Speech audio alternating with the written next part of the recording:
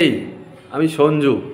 তো আজকে এই ভিডিওতে এমন কিছু কথা বলবো, অনেকেই এই ভিডিওটা দেখে ফাটবে, আবার অনেকেই ইমপ্রেস হবে। এই ভিডিওটাতে চরম কিছু সত্যি কথা বলতে চলেছি। আর সত্যি কথা নিম পাতার চেয়েও তেতো হয়। তো চরম কিছু সত্যি কথা বলবো, যারা দেখতে চান, যারা অ্যাকচুয়ালি সঠিক খবরটা শুনতে চান, বাস্তব ঘটনাটা বুঝতে চান, তারা ভিডিওর সঙ্গে জুড়ে থাকুন। আর যাদের মনে হিংসে রয়েছে, যাদের হাতে ঘা লাগবে সত্যি কথা শুনলে, তারা চলে যান প্লিজ। মানে বাইরের দিকে রাস্তা রয়েছে, চলে যান। আমি বলছি না জোর করে আমার ভিডিও দেখতে হবে তারপর কমেন্টে বংশের পরিচয় দিবেন, এরকমটা কোনো ব্যাপার নাই। পছন্দ হলে দেখুন, না হলে যেতে পারে। যাই হোক, যারা ফেসবুকে দেখছেন প্রোফাইলটা ফলো করে দিন। কি করছেন দাদা? ভিডিওতে ভিউজ ভালো দিচ্ছেন, বাট ফলো করছেন না কেন? হ্যাঁ, 5,000 ফলোয়ার্স করতে হবে, তবেই তো আরও ভিডিও বেশি করব। আর যারা ইউটিউবে দেখছেন, সাবস্ক্রাইব। যাই হোক, মোদ্দা কথায় আসি। এই মুহূর্তে দাঁড়িয়ে আমি যদি মানে মোটামুটি 2 বছর থেকেই ধরি, এই মুহূর্তে দাঁড়িয়ে বর্তমান সময়ে দাঁড়িয়ে কোন হিরো বেশি টাকা দিচ্ছে ইন্ডাস্ট্রিকে, বেশি ইন্ডাস্ট্রিকে চাঙ্গা করছে, কোন হিরোর অবদান ইন্ডাস্ট্রিকে চাঙ্গা করার জন্য বেশি রয়েছে, কোন হিরো বর্তমানে প্রডিউসারদের লক্ষ্মীর ভাণ্ডার। আমি এখানে বাংলার 3-4 জন হিরোকে নেব। প্রসেনজিৎ চ্যাটার্জিকে নেব, যেহেতু ওনাকে দেখুন, ওনাকে এই লিস্টে রেখে অপমান করা হবে, কারণ উনি যা করেছে ইন্ডাস্ট্রির জন্য। তাই উনি যা যদি এখন ইন্ডাস্ট্রিকে 5 টাকাও না দিতে পারে, সেটাতে ওনার ব্যর্থতা আমি বলবো না, কারণ উনি অনেক দিয়েছে। ওনার এখন বয়স হয়েছে, ওনার এখন বিশ্রামের সময়, তারপরও যে কাজগুলো করছে সেটা বোনাস। তো প্রসেনজিৎ চ্যাটার্জি, দেবজিৎ আর বাংলাদেশের সুপারস্টার, এখন অনেকে বলবে ওদেরকে সুপারস্টার বলো নাই, তাই আবার প্রথম থেকে বলি। মেগাস্টার প্রসেনজিৎ চ্যাটার্জি, সুপারস্টার দেব, সুপারস্টার জিৎ, মেগাস্টার শাকিব খান। এই 4 জনের মধ্যে কে ইন্ডাস্ট্রিকে বর্তমানে বেশি লাভাংশ দিচ্ছে? প্রথমেই শুরু করি প্রসেনজিৎ চ্যাটার্জিকে নিয়ে। প্রসেনজিৎ চ্যাটার্জি মানে বর্তমান সময়ে তার প্রাক্তন চলেছিল, তারপর একটা তার মাঝে গ্যাপ যায়, সেই ধরনের হিট করে না, আবার রিসেন্ট অযোগ্যতার হিট করেছে। তো ইন্ডাস্ট্রিকে তার আর দেওয়ার বলতে কিছু নেই, সে অনেক দিয়েছে। এখন ইন্ডাস্ট্রি থেকে সে যতটুকু নিতে পারবে সেটা তার সম্মান হবে। পরবর্তী ব্যাপারে দেবের আসি। দেবের যদি আমরা রেকর্ড দেখি, ট্র্যাক রেকর্ড 2 বছর ধরে খুব ভালো চলছে। সে সাজবাতি থেকে শুরু হয়েছে তার কামব্যাক, প্রত্যেকটা সিনেমা তার ভালো ব্যবসা করছে। সাজবাতির পর তার টনিক ব্লকবাস্টার হিট হয়, প্রজাপতি অল টাইম ব্লকবাস্টার হয়, তারপর প্রধান সুপারহিট হয়, বাঘাযতীন অ্যাভারেজ করে, ব্যোমকেশ অ্যাভারেজ করে, বাট ফ্লপ কিন্তু করেনি। বেশ কয়েকটা সিনেমা তার টানা বক্স অফিসে ভালো সাফল্য পায়, কিন্তু বক্স অফিসে এই কয়েকটা সিনেমার মধ্যে 2-3টে সিনেমা হয়তো বা 7-8 কোটি টাকা করে কামিয়েছে, বাকি সিনেমাগুলো কিন্তু 4-5 কোটি টাকা করে কামিয়েছে। তো বক্স অফিসে অবশ্যই তার অবদান রয়েছে, ইনপুট রয়েছে। আমাদের কলকাতার বক্স অফিসের নিরিখে অনেকটাই সে বর্তমান সময়ে অবদান রাখছে, এবং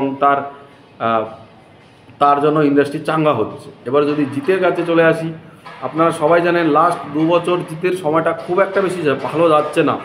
একটা সময় জিত ইন্ডাস্ট্রিকে অনেকটাই চাঙ্গা করেছে, বাট যেহেতু আমাদের এখানে কমার্শিয়াল সিনেমার বাজার পড়ে গেছে, কমার্শিয়াল সিনেমা লোক দেখে না, আর বাংলার এই ধরনের মাসালা সিনেমা তো লোক পছন্দই করে না। সেখান থেকে দাঁড়িয়ে এটা জিতের খারাপ বলবো না, বাট আমাদের ইন্ডাস্ট্রির জন্য খারাপ। ইন্ডাস্ট্রি এই সিনেমাটাকে একটা সময় বিলীন করে দিয়েছে, যার ফলে অডিয়েন্স নেই, সেটা দেখে না। বাট তারপরেও জিত দেখা ট্রাই করে যাচ্ছে। তার কামব্যাক সিনেমা আমি ধরবো রাবণ দিয়ে। রাবণ যে সুপারহিট সিনেমা সেটা বলবো না, বাট ডিসেন্ট একটা কালেকশন করেছে। রাবণের লুক, জিতের পারফর্ম, দর্শক মেতেছিল, দর্শক আনন্দ করেছিল হলে।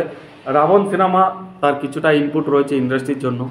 তারপর তার সুপারহিট সিনেমা চেঙ্গিস, জিৎ নিজে এটাকে সুপারহিট বলেছে, এবং এটা সন্দেহ নেই যে হিট করেনি, কারণ চেঙ্গিস এমন একটা সিনেমা যেটা কমার্শিয়াল বাজারে একটা নতুন একটা মাইল ফলক হয়ে থাকবে, কারণ একই সঙ্গে হিন্দিতে 2 কোটি টাকা বক্স অফিস এনে দেওয়া কোনো বাংলা সিনেমা করতে পারেনি, পারাটাও মুশকিল, সেটা চেঙ্গিস করে দেখিয়েছে।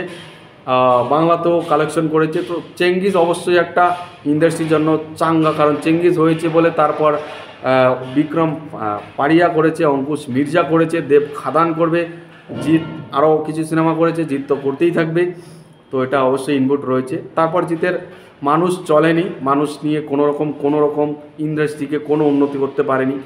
তারপর তার বুমেরাং এখন চলছে ভালো। বুমেরাং বক্স অফিসে ইতিমধ্যেই 2.5 কোটি ছুঁই কালেকশন করে নিয়েছে। আমাদের কলকাতা ইন্ডাস্ট্রির জন্য এটাই একটা হিট কালেকশন, আর অবশ্যই ইন্ডাস্ট্রির জন্য কিছু না কিছু হাত রয়েছে। তো এইটুকু বলবো। এরপর আমরা চলে যাব মেগাস্টার শাকিব খানের কাছে।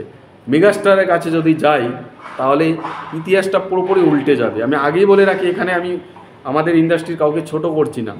বক্স অফিস এতটাই ওখানে ডিফারেন্স যে এটা বলা বাহুল্য।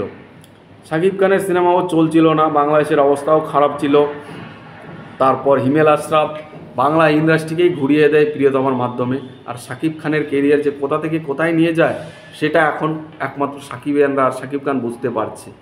যেই শাকিবিয়ানকে নিয়ে আমাদের এখানে নাকশিট করা হতো, সেই শাকিব খানকে আজকে প্রত্যেকটা বড় বড় প্রডিউসার তেল মারছে তাকে কাজ করার জন্য, তাকে সিনেমাতে কাস্ট করার জন্য। কারণ তাকে নিলেই পয়সা আসছে, আসল পয়সা তো শাকিব খানেই দিচ্ছে, এটা আর মানতে কোনো রকম দ্বিধা নেই।